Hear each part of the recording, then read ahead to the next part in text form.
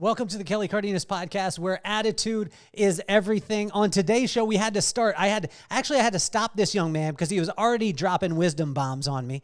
What we were talking about. He's going to share that with you here in a second. But there's very few people in the world, and especially in the business world, and especially even more particular in a high flying business world, that have really locked in to their purpose, and that they understand and they really truly want to make a difference, and they know that by making that difference, then every other desire that they have will be fulfilled. It's great too to be able to have a young man that you guys are going to meet today, and it's a pleasure for him, for me to have him on the show, because he's not a in-your-face guy. He's a behind-the-scenes guy. But then something changed, and it was that world change that we all had, and there was a time where he had to step out in front. I kept asking him his name. He told me his full name, which I'm going to say it here in a second, but then he said, "But just call me Tony." And so I want to welcome to the show Mr. William Anthony Dean, just call me Tony, the co-founder of Pink Cans for Cancer. What's going on, buddy? How are you? How you doing, man? Hey, I'm great, man. I love the glasses. And we were just talking about this. I'm 46. My vision, I haven't accepted it yet. My vision has started to blur a little bit, and then I just bring the thing closer to me. Can you help those 46 years old people out there that lost their vision overnight? It's not like death and taxes, I think you can try to avoid both, but vision, man, it's gonna go. It's gonna go, and it's gonna go quick. I mean, I had perfect sight till 46, man. 47, I was like, what does that say? I couldn't even read my own cell phone, man. It was crazy. And then went out, bought expensive glasses, this, that, and the other, and now I go to Staples and get the $30 glasses, and I buy them, 3, 4 at a time. And you used to always make fun of your mom, right? My mom would have glasses in 3 different rooms, and I'm like, what's wrong with her, man? Like, why can't she just keep her glasses? And now it's like, oh my goodness. I was in bed the other night. I had a pair with one arm missing, and it was like, oh man, it's come down to this. My wife's looking at me like, yeah, not tonight. I'm like, oh man. Hilarious, man. Oh, So does it hurt you with your game then? Does it hurt the game, or when you own the fact that you have glasses? Because I've been struggling with this. I was like, I ain't telling nobody that I can't see, because I've been getting blurry lately, man.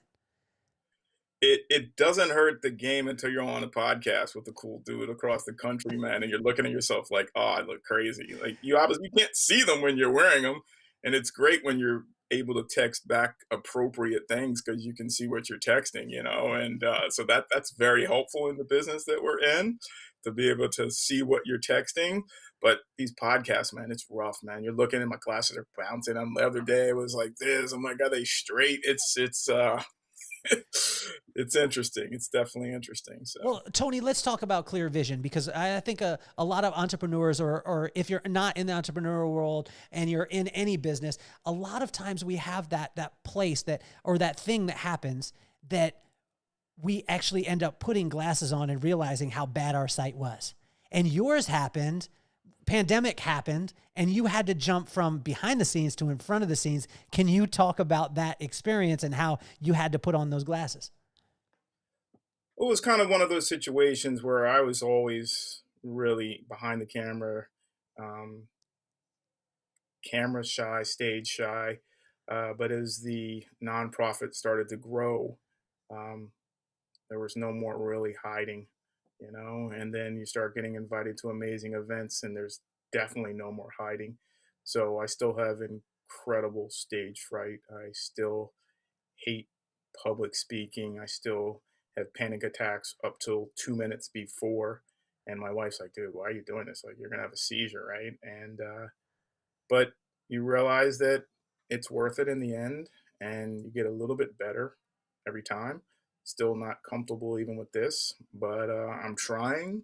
Do something that scares you every day, So these are great opportunities, especially with someone like yourself that, we just have this cool off-camera relationship. So it's almost like I'm talking to a friend, and not however, many people are watching a year from now or 5 years from now, My kids, our Instagram, look at that. Instagram game is pretty tight, right? Yeah. We do well with that. We get a lot of views, a lot of followers. Our YouTube game is is weak, man. My kid's like, dude, you want me to make a fake page and just give you one more subscriber? And I'm like, oh, this is from an 8-year-old, right? Whose idol is Mr. Beast. So, Oh, that dude is an absolute genius. I mean, I'm well, watching him and how he has been the Pied Piper for kids, Mr. Beast. I'm hopefully, I mean, when I say hopefully, I'm going to have him on the show, because I want to amen, show, bro. well, I want to show my son that Mr. Beast is a human being and he works hard. You know what I And mean? he's a good guy, and he sticks with his boys, right? So all the guys on his show, those are his guys before he was Mr. Beast, right? And so it was kind of like growing up with these NBA guys, and when we were little, and the NBA guys would stick with the guys they grew up with, and no one understood it, right? Allen Iverson comes to mind, Yeah. but those are the guys that were with him in the beginning, and he's still with them, and he's Mr. Beast is so charitable that you kind of have to admire it, you know. And it's I find myself the kids have gotten on the bus, and I'm like, oh man, I'm still watching this show. Like, I want to see how many things they can get into the red box, man, like into the red tape box and whatnot. And like, it's just in this crazy environment we're living in, man. It's just such a it's a great show. It's kind of addictive, man. It's my 6-year-old and 8-year-old have me watching these crazy shows, and it's wild, man. It's pretty amazing, but their expectation level is very high. So I've got to step up my subscriber game. So if anyone's watching, please subscribe to our YouTube channel so my kid can stop making fun of me, man. What is it Pink Cans for Cancer on YouTube? Yes, sir. Yes, Okay. sir. Let's do a plug for it right now. Every one of you, after you hear Tony's story, you're going to get on his YouTube. And I want you, every single person out there, and Tony, and all the listeners know, I don't do asks. I don't say like, oh, well, you go and buy this product. If you want to buy the product, you go buy the product, right? Right. But I am asking for Tony and asking for his kids. We need to flood his YouTube and give him YouTube game. So tell me this, Tony, what have you learned because a lot of times as parents, and we came through in a generation we're same age.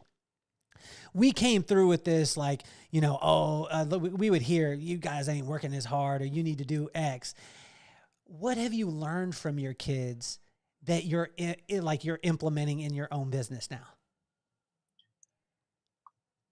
I thought I dreamed big, and I do dream big. Shoot for the moon, you're amongst the stars. Like that's me. I dream so big that I can't even write my dreams down or tell people that. But my kids dream bigger, man, and it's kind of wild, I'm all of 5'6". My wife is shorter than me, and my kid thinks he's going to the NBA, and like I don't want to steal that dream.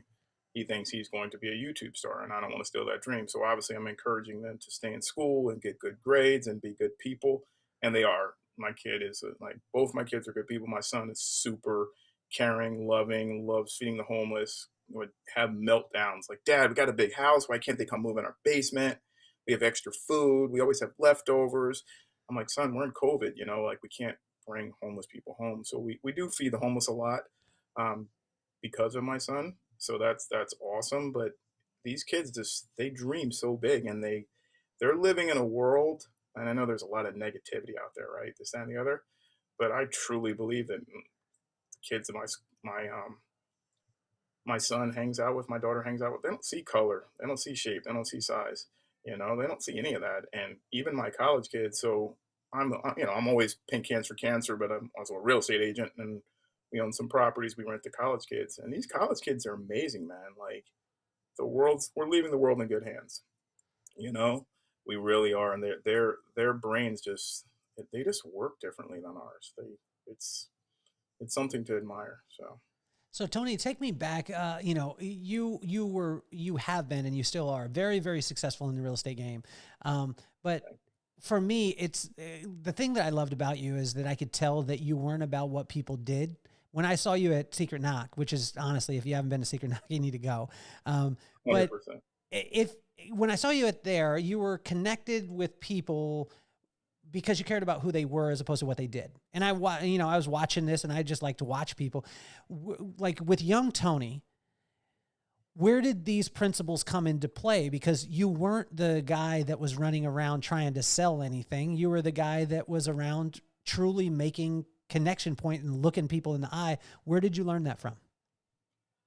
I mean, it sounds crazy, because I actually met him at Secret Knock, right? So, um, I lost my father at a young age, and so it was myself, my mother, and my sister growing up, and it wasn't easy, all right. But I always felt like no matter what pain you were going through, whether for suffering or this that, and the other loss, that giving back was always a way to make me feel better. So no matter what I was going through, if I was giving back, it was soothing for me.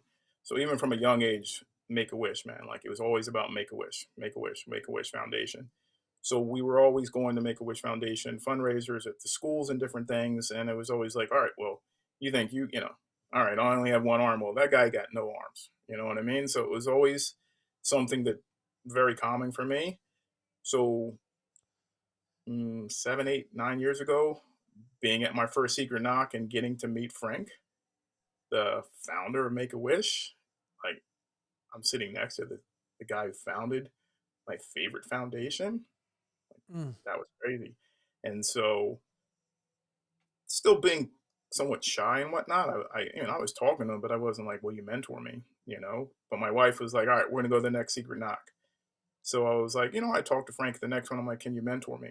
On starting a foundation. I've got this crazy little foundation. So Frank kind of mentored me over the last few years, and we had a pretty good relationship. It was pretty wild, pretty crazy relationship. I was able to be a part of his movie. Um, that meant a lot to be able to help the Wish Man make his wish come true. To be a donor for that movie was something that was really paying it forward.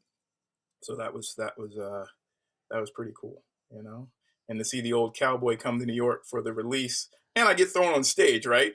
So 5 minutes before, they're like, "Hey, Tony, I know you don't like to speak in public, but once you go up there and introduce Frank and tell everybody why you're here." There's like 500 people in the audience. I'm like, "Okay, where's the closest bar?" Shot, shot, shot. Throw back 3 shots at Jameson. Didn't really have time to get nervous and just went out there and told the story of why I did what I did, and donating a bunch of money to the movie, and how every time I heard Frank's story, I cried. And it's one thing to cry the first time. It's one thing to cry, but the fourth time, I'm like, all right, I'm good now. I'm still crying. And the first time I cried, like it was one of those loud, obnoxious ones because I was trying to hold it in, and it just came out really loud. And it was like dominoes. Everyone at the table starts crying. But he's telling the story about this little boy, and it's just like it's gut wrenching. And it was just like full circle. I was like, wow, this is someone I've admired since I was 7 years old.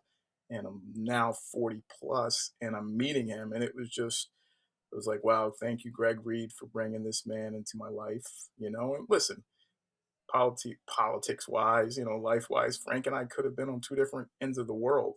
But when it came to helping people and like giving back, I finally found someone that was, you know, very similar to myself. So it was great. So talk to me about Pink Hands for Cancer, because it was amazing to be able to hear the story, because I think a lot of people out there have ideas that, hey, I want to give back, but they don't know where to, right? And I remember there was some organizations here in our town, and I was at the pool, and we had done some give back campaigns, and everyone at the pool was like, I want to give back. I want to give back. And then they would just always say, but I don't know how to. Talk to those people out there how you took an idea and literally, I mean, you got to a point where you had to step in the forefront because it became as successful as it did. When I say successful, because you're raising so much in Pink Hands for Cancer that you had to shift gears.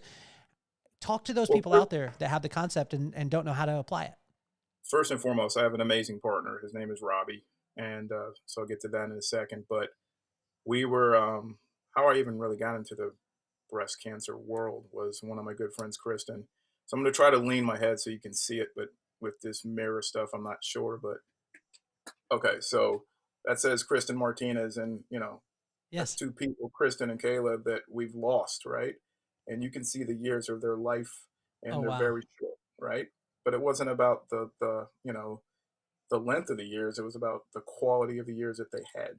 Yeah. So if you can read the wall, it says, make your mark, inspire change, and leave your legacy.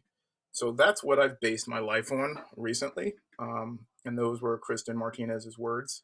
And those were, those are the words I will always remember um, from Kristen. And then Kayla taught me how to be a dad. It sounds crazy, but Kayla was the best mom I've ever met.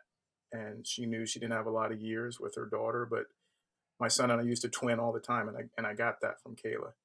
So we were doing these amazing bicycle rides with the YSC, and even though we were riding a bicycle 230 miles and raising a butt ton of money, we raised almost $1 million. This team that myself and a couple of our guys started, Team Why We Ride. It was a bunch of brothers from DC and a bunch of my guys from up here, and we started this crazy Team Why We Ride, and we raised literally almost $1 million. But year after year, tapping the same donors, it gets hard, and even if you're doing the craziest thing in the world, after year, it starts to get a little bit hard to raise funds.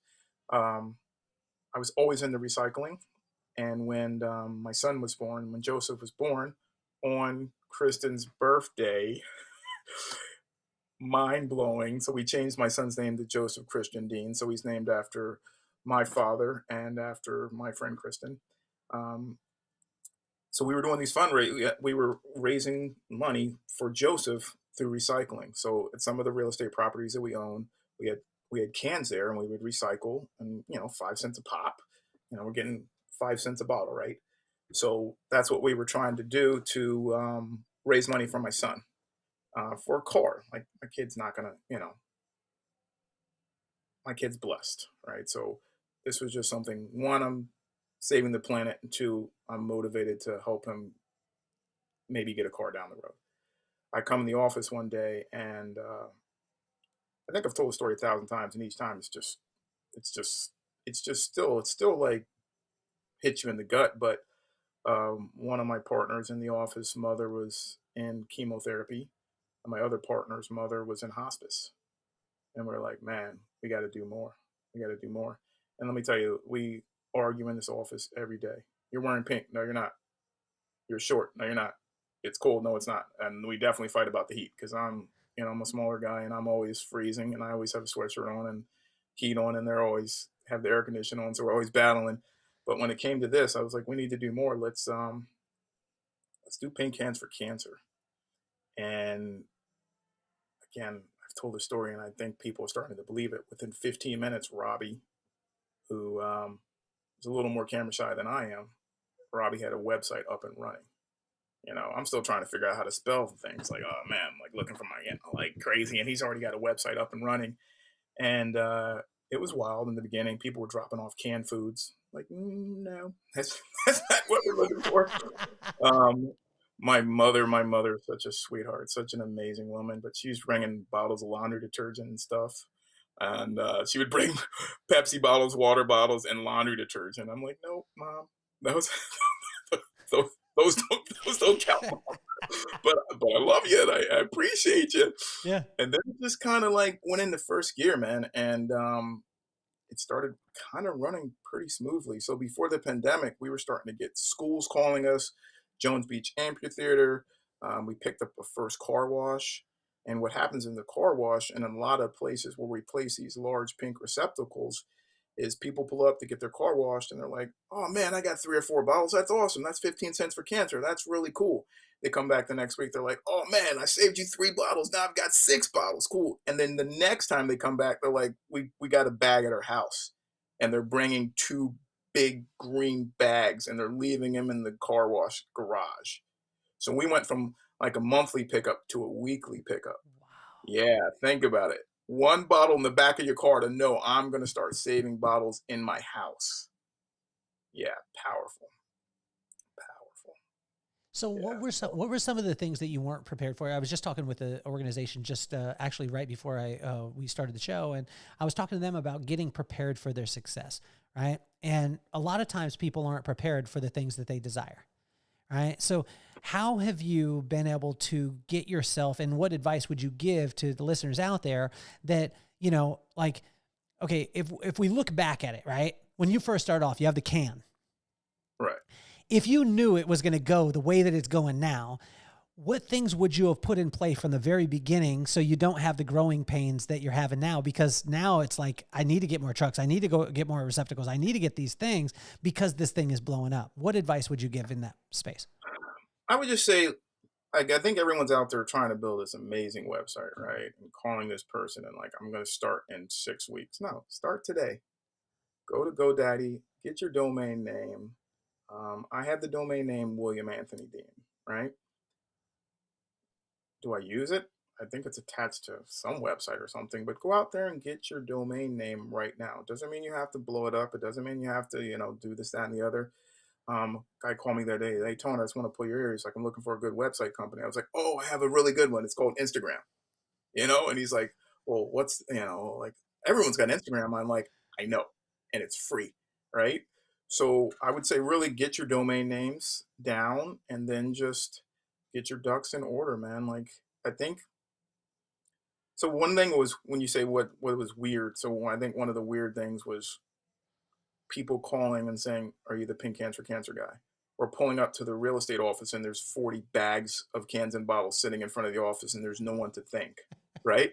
And your partners that were very happy to get involved in the business, now there's fruit flies flying around the office and they're not as happy as they were at the beginning. Your wife walks into the dining room and there's 30 bags and she's like, "I love you, but I'll kill you." So it's just being prepared storage wise, but I think preparation is a killer as well. I think people are trying so hard to be prepared. So we drove around in a old school church bus that we paid $500 for, that I'm sure the Child Protective Services called the police every time we pulled up to a school. And we're like, here come those guys again in the bus and hide your children.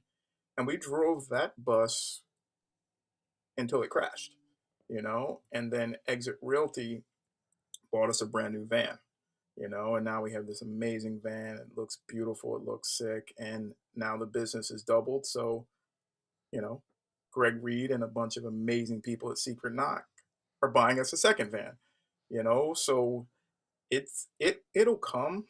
It'll all come into play. One thing I learned from Greg was, we in the beginning it was every cent from every single can went to the cause. We had a fundraiser, we used that to pay for gas and that, and nobody was on salary.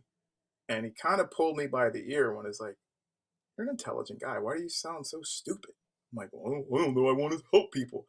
He's like, "Well, if you have no one on staff and you make 50 grand and you help 10 people, or you have two people on staff and you make 200 grand and you help 25 people, what's better?" And I was like, two people on staff.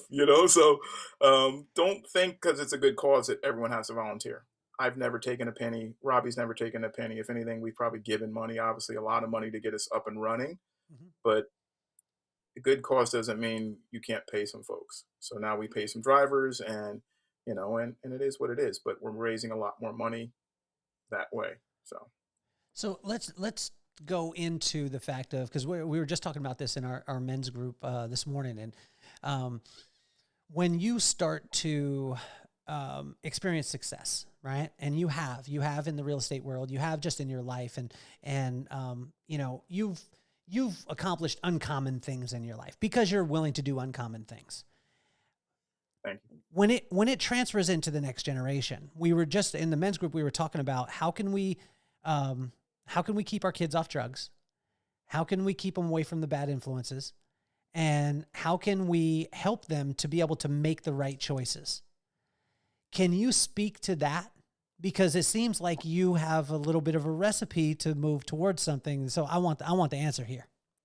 I certainly don't. I appreciate that. But what we struggle with here is like hunger, right?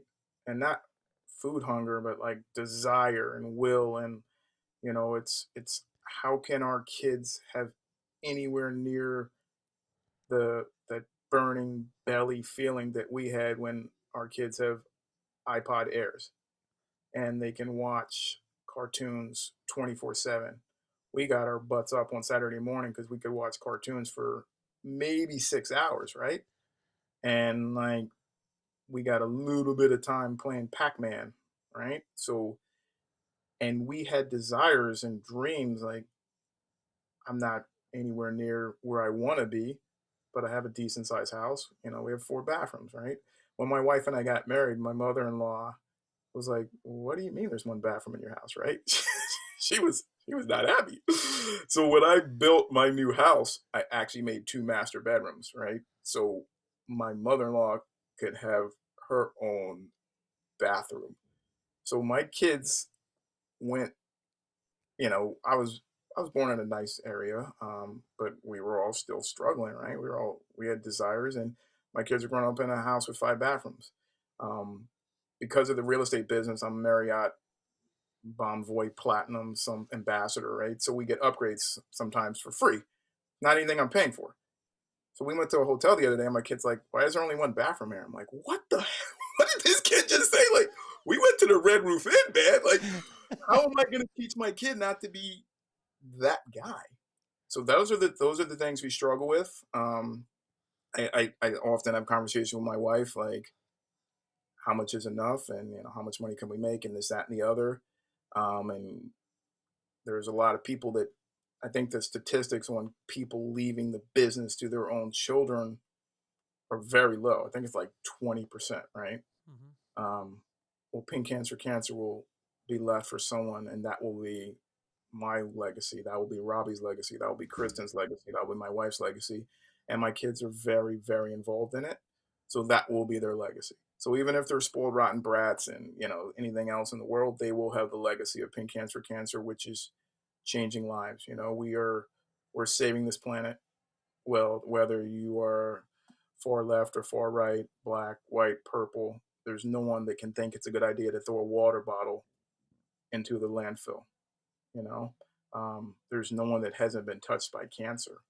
Mm. So again, I struggle with my kids and teaching them to, you know, have that fire in the belly, but their legacy is cancer without question.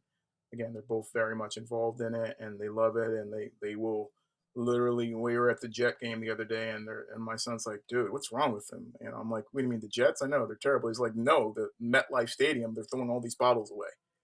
And the Wow. Jets. Yeah, so that's how my kid's mindset was. I mean, I guess he's been growing up with loser teams his whole life. So that's how I'll keep him grounded. You want to keep your kids grounded? Root for the Jets, the Mets. Hey, hey, I want to give you some a hard time though, man. Is your Jets beat my Titans the other day, which was very hard for me.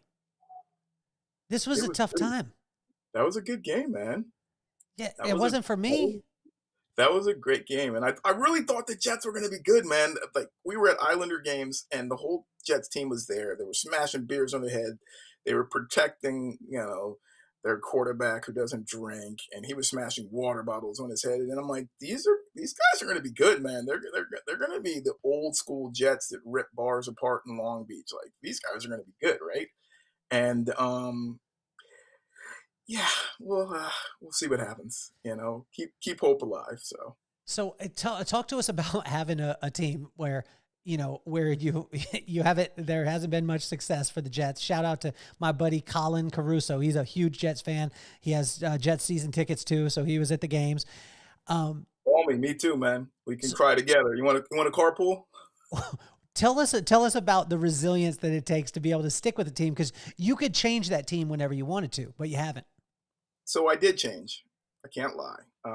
Born and raised in Washington D.C. Grew up diehard Redskins fan. Still a diehard Washington, whatever they're called, fan now, right? But I moved to New York when I was 17 years old. I went to college, and I've been here for 30 years. So it's hard to not pick some New York teams when you go to a lot of games. So I am a diehard Redskins fan, but I am a diehard Jet fan as well, and it's it's it's interesting. We've had some good years though. I mean, the Rex Ryan years I thought were great. Yeah. I'm not complaining. Speaking of the Jets, man, that's one of our dreams. We would love to see the Jets. If anyone's listening that knows a Jet or a Giant, we'd love for one of them to represent Pink Cancer on Nonprofit Day. where they paint their cleats. You Mm. know, each team has a lot of players, and not every player has a nonprofit on their shoe. So if anyone's listening at the Jets or the Giants, we would love for Pink Hands for Cancer to be represented on someone's cleat this year. Win or lose, we prefer a win, but we won't beg for that. But we'd love to be represented on Nonprofit Day. So Well, I think there's some synergy there because there's a company that actually sponsors the podcast. It's called SamaritansFeet.com or SamaritansFeet.org. Sorry. okay. SamaritansFeet.org, and they provide Oh, I've shoes seen for it. underprivileged kids. And Oh Manny, wow. I'm going to introduce you to Manny Ahomey. You remember that name, Manny Ahomey. There's going to be some synergy with you guys because he's in the space of helping people uh, to provide shoes for underprivileged kids, which will stop foot-borne diseases. I've never heard of this in my life. I never heard of a foot-borne disease until I talked to him. Yes. And he was saying it's more common than you think because kids don't have shoes or they have inferior shoes. They get their foot cut, they get an infection in their foot, it goes through their whole body.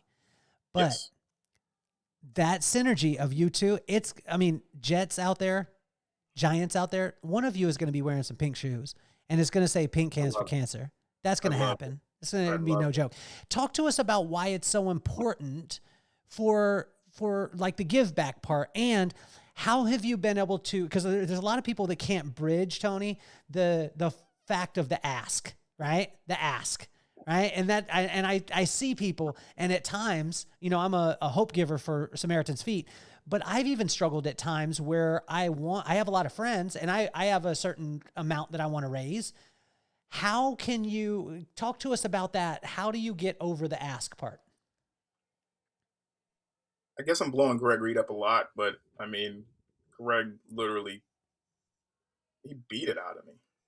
You know, he's like, "What do you need?" I'm like, 10 grand. He's like, "What do you need?" I was like, 20 grand. He's like, "Tony, 20 grand is not going to buy you jack." You know, so I was like, "Oh," I was like, "We kind of need like 30 grand to get a van." So it's hard to ask when you're blessed, right? Like, I'm blessed. My kids are blessed. My wife is blessed. I live a very comfortable lifestyle. Don't get me wrong. I came to work at 5 a.m. and I'll leave here at 7:30, 8 o'clock tonight.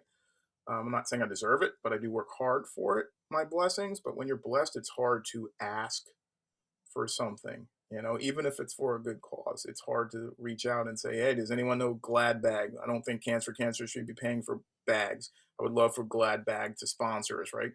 It's hard for me to ask for those things. Have I gotten better with it?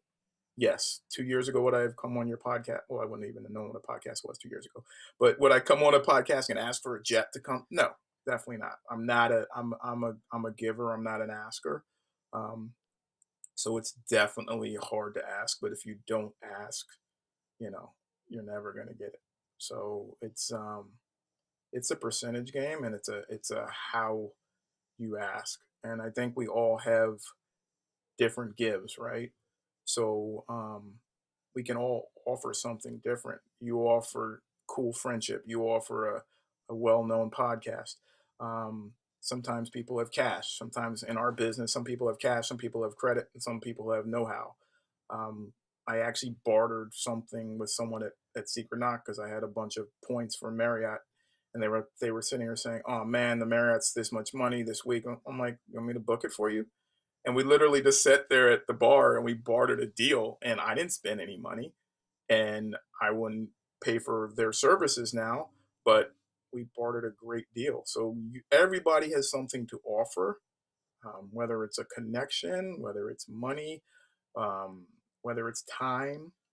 I was listening to a podcast the other night, and they said that it was the Credit Ninja, and she said something that was so profound. Like, obviously, building credit, you can have someone put on your credit card and you can help them build their credit. And they were saying that there's so many people that don't have that person in their life. And she said, we pay older people to put younger people with no one in their lives on their credit card and help them build their credit. And I was like, Mm. wow. So the older people with great credit are happy to help. They make a little money, which helps them because they don't have that much income, some of the folks. And now you're helping another person establish credit. And it was like, wow, like that to me was just really bartering.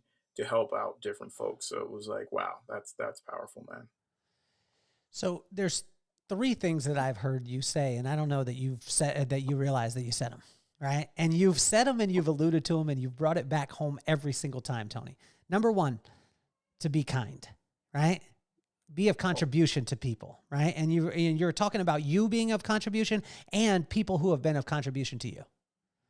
Number two, you've talked a lot about making friends, like making a ton of friends, and with the Make-A-Wish with Frank, making friends with Greg Reed, making friends with the person who you bartered the points for, and then you hit it quick, but it was stealth and it was ninja. It was that this stuff doesn't come easy. You work really hard. Yes. Can you talk to us about, let's dive into that middle one of making friends. Why is it so important? Why is making friends so important to you? I guess the psychologist in the world would say, because I've lost a lot, that I hold on to what I have.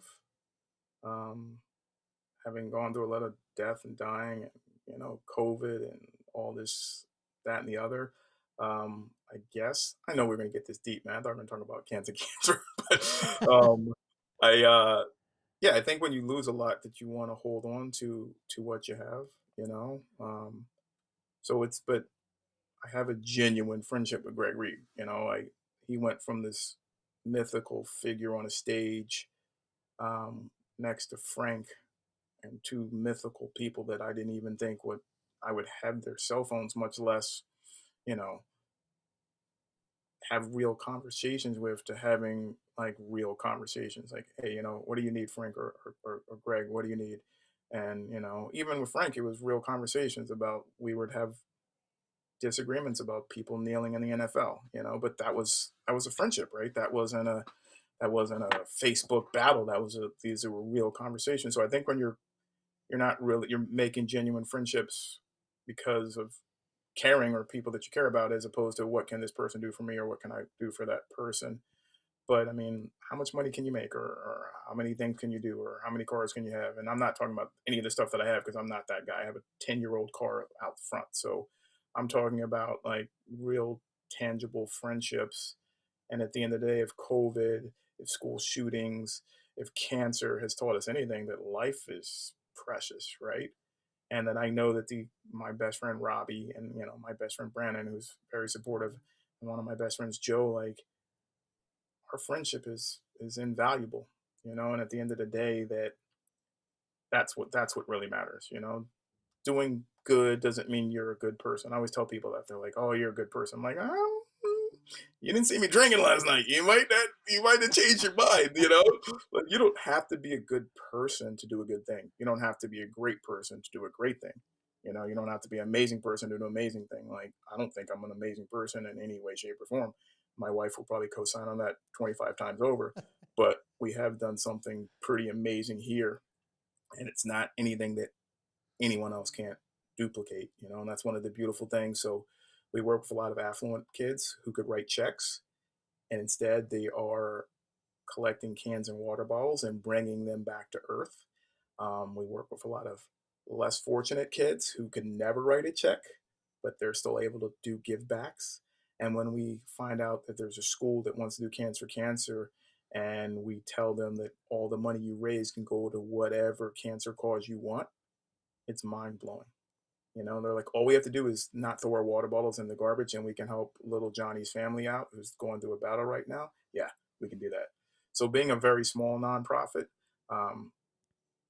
we have a lot of options. So that's a beautiful thing. So here's the question that I think every single person out there has right now. Is they're saying, like, okay, you're talking about these pink cans for cancer. You're talking about this. How can I have it in my neighborhood?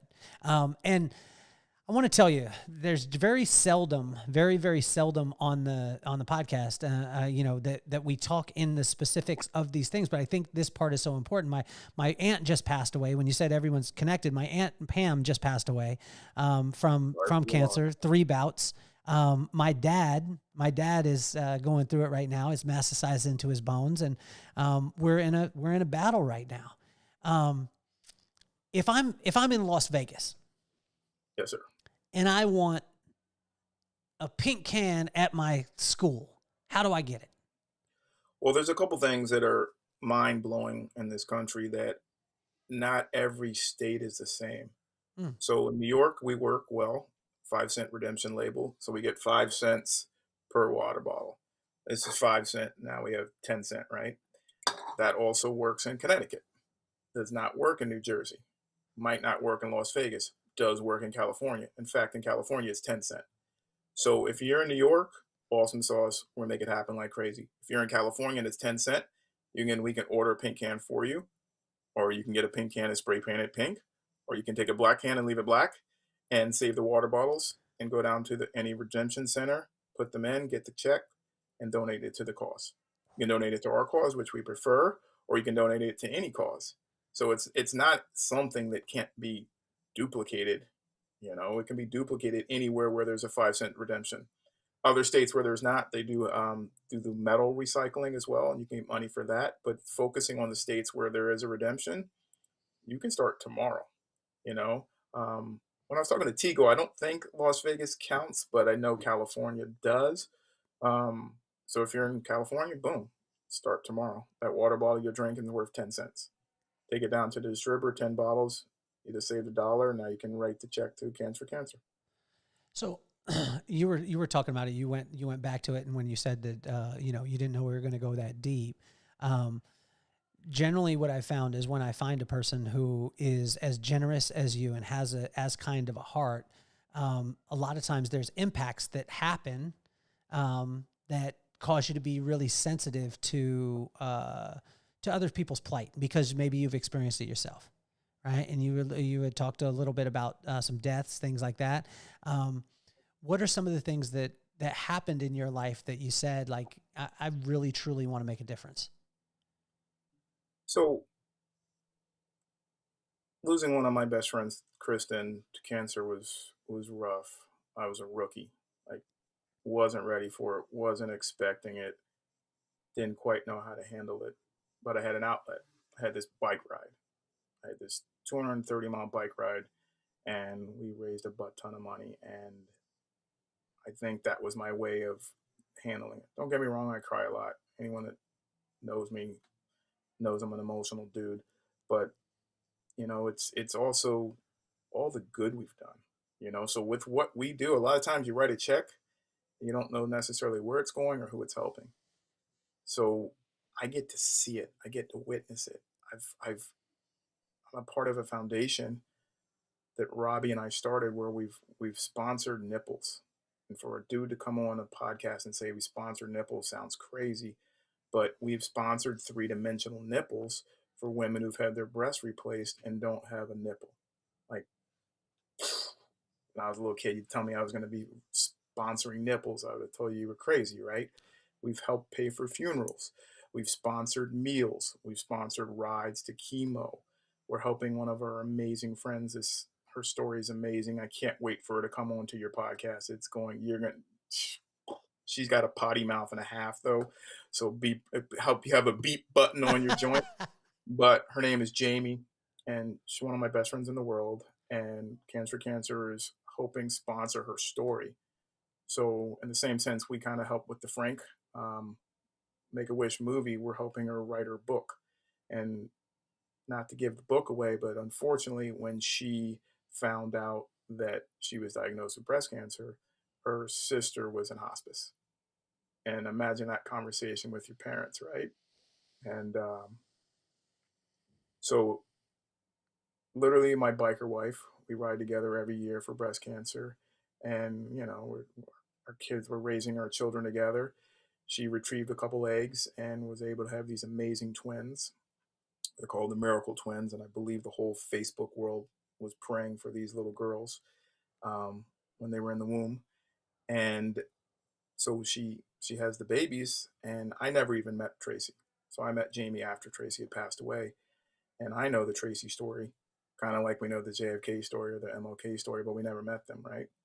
And so I was like, wow, your girls are never going to have met Tracy. And the girls won't be able to tell their girls or their girls' the Tracy story.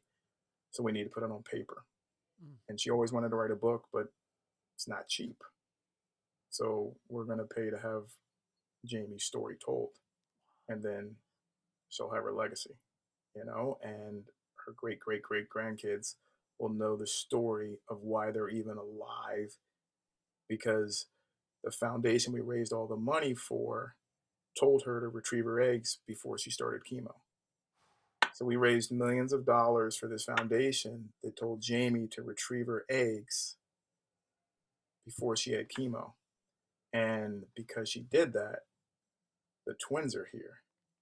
And now the twins will have kids, will have kids, will have kids. And when the kids of the kids of the kids want to know how they got here, they're going to open a book. Mm. And we're going to know that that book was possible because of 5 cents from this can. And these are things that will outlive you and me and our glasses. And and our Jameson and everything else, and it's a great feeling, man. It's a really great feeling. I can't wait for you to get her on here, man. I'm telling you. Well, She's wild. let's make it happen, man. I mean, Yeah, she's it's wild. incredible. It's incredible to be able to hear it, because when you start to speak about it, I mean, you know, your face changes, your body changes, and when you speak about those things, you could see that when I started the podcast and I said, like when I was talking about in the introduction, there's very few people. I could throw a rock and hit successful people all around in the neighborhoods where I live and the circles that I fly in, but I can't hit the same person that has and is in line with their purpose. And I want to compliment you on that, man. You know, it resonates from you, which I think is amazing. Talk to 3 different people. 1, they're about to experience cancer for the first time. 2, they're experiencing cancer right now. Or number 3, they're just getting through their cancer experience, because I believe that every person in the world is in one of those places. I mean, to all 3 people, you're not alone, Mm. right? You're definitely you're not alone. Um, and there's so many resources out there for people to talk to. Um, so I would definitely say reach out to the Young Survival Coalition. Reach out to your local chapters. Just Google, man. We have this Google thing. But what I will say that a lot of people won't say is tell your spouse, your brothers, your sisters, your parents to reach out also. Mm. There's a reason they tell you to put on your mask before putting on your children's mask on an airplane if it's going, through turbulence or if it's going down, right? So it's so important to take care of the people that are struggling with cancer, but it's also important to take care of yourself, you know? So I'm looking forward to someone calling me up and saying, "Hey, Tony, my name is such and such. I have cancer and I want my spouse to jump out of an airplane and I can't wait to write that check."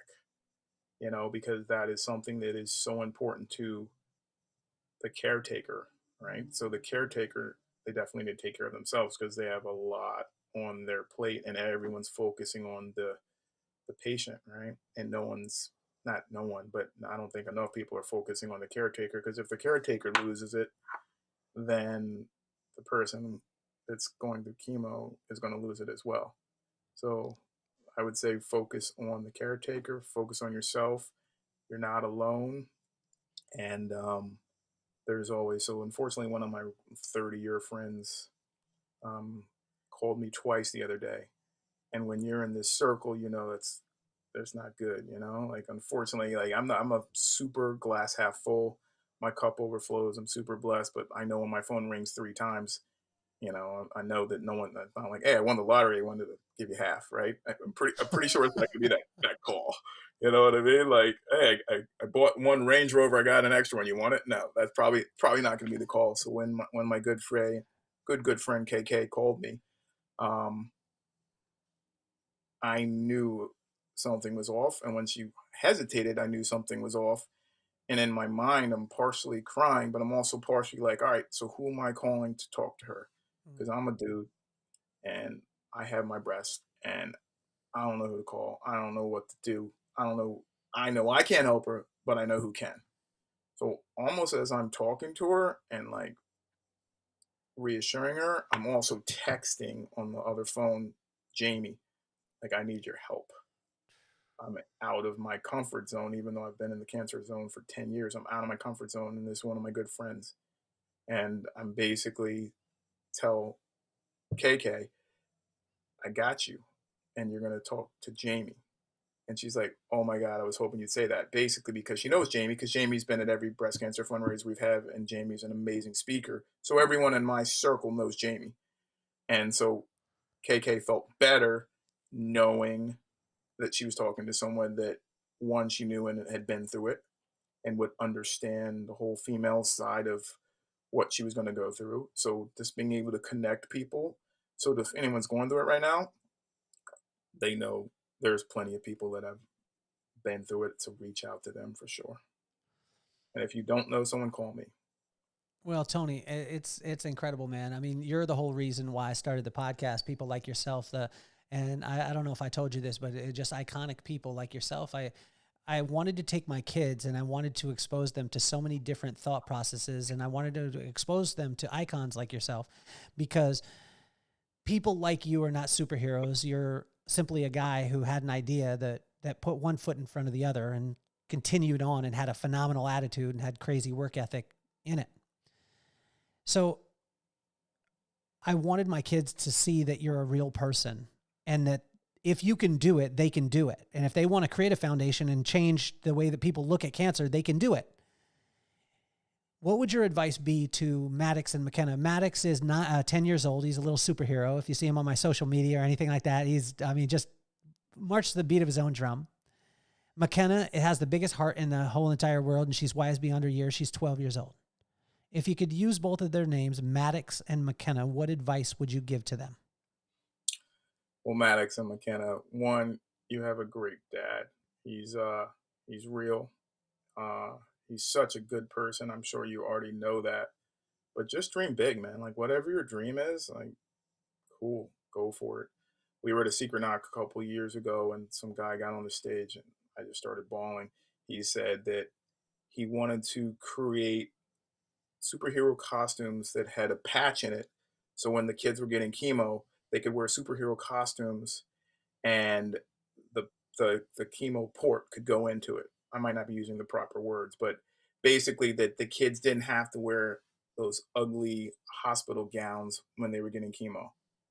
I was like, yo, tell me, I'll write a check right now. Like that's what cancer's about. So dream big. You have a great dad who has got a great circle, and whatever you want to do, you can do, and you can do it part time. You can have a quote unquote real job and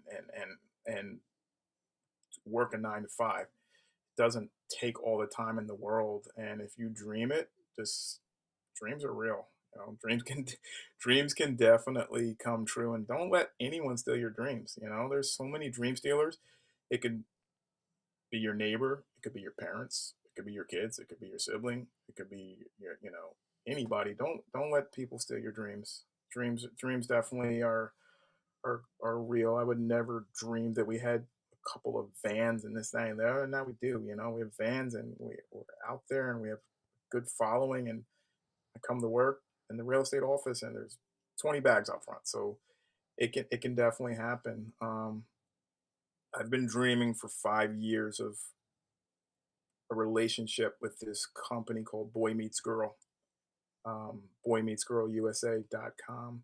And it was a double-ended story because not a lot of, in the same sense that I wanted to leave Tracy's legacy, not a lot of people that are a part of Pink Cans for Cancer had the pleasure of meeting Kristen Martinez, right? So her friend Stacy made this amazing company, Boy Meets Girl, and for 5 years I've dreamed of like working with Stacy and collaborating with Stacy and doing some T-shirts for Cans for Cancer. And the day the plane lands, I get back from San Diego hanging out with cool cats like you, I have a voicemail and Stacy's like, I think it's time we do something together. And my heart melted, man. Like, one, amazing, amazing, like, great company, great person, but two, she knew Kristen. So this is just full circle. It's just coming full circle 100% where Cans for Cancer is going to co-brand with Boy Meets Girl USA. And it's awesome. And it's a dream that, so to your kids, dreams don't happen when you want, but they do happen. So it might not happen overnight. It might not happen tomorrow. And God forbid your dad might be gone when they happen, and I might be gone. We might be dreaming in a box somewhere, but it will happen. My dream is coming true 5 years after starting Cans for Cancer.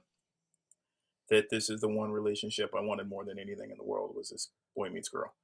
So there is no time frame on your dream, and there is no size of your dream, but dream big. It will happen. It will happen small, and then it will happen big. So keep dreaming, dream every night. Well, Tony, I want to thank you so much. I mean, I want to thank you not only for being on the show, but for giving in. And when I said give in, because I told you I was going to force you to be my friend for the rest of your life. And what I meant by that is, like, you could give it up now, or you could waste your time and energy on trying not to be my friend, but it's going to happen. That's what I was meaning by it. But the friendship wise, and what I love about the conversation today is, it was that, guys, if you're listening out there, this is not an act that Tony has. When we had the conversation a couple of days ago before we got on the podcast, when Tony was talking, he was talking with the exact same inflection. He was talking with and the message that he was getting to you was the same message that he was giving to me in private. And that is not common, because sometimes you'll see someone in the light and then you'll see them in the dark, and you don't recognize them. I can tell you this, with Tony, you will recognize him in the light, in the dark. You will recognize him when he's raising for Pink Cans for Cancer, when he's not raising for Pink Cans for Cancer, when you're just hanging out with him, when you're at the bar, and he doesn't even know who you are and doesn't know that you're going to force him to be your friend, when he's listening to Chris Noggle and he's talking to Chris Noggle, but didn't even say hi to me right off the bat. That's okay, because I still loved him. But he was the exact same person. And, I want every one of you out there to check out Pink Cans for Cancer. I mean, this organization is one that is truly, truly making a difference. And check out Tony too, because when you check him out, you'll see why Pink Cans for Cancer is such a great organization, because I believe that all of us, we buy the person and then we see what they do.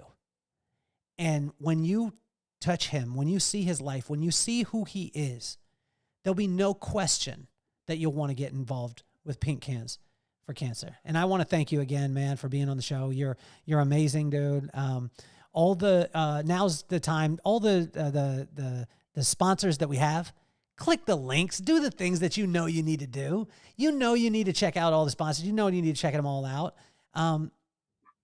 But mainly, guys, what I want you to do is I want you to reach out to Tony, and also this is my ask for every one of you. Well, I'll give two asks. Number one, if you're a Jets or Giants fan, or anyone in the Jets or Giants organization, I want you to reach out to Pink Cans for Cancer, and I want one NFL player, at least one, if not multiple, to wear them, to wear the shoes, to do that, get involved. The second ask is I want you to share this episode with every single person that's been affected by cancer, that has been around cancer, or maybe it's yourself, but every single person, I think, needs to hear about Tony. He needs to be known, not because Tony needs to be famous, but because his cause is so important. Thank you, sir. Tony, you're amazing. You're incredible, my man. I cannot wait for the next episode, and I can't wait to have a Pink Can for Cancer in my neighborhood. Amen. Thank you, brother. You're officially off the hot seat. Thank you.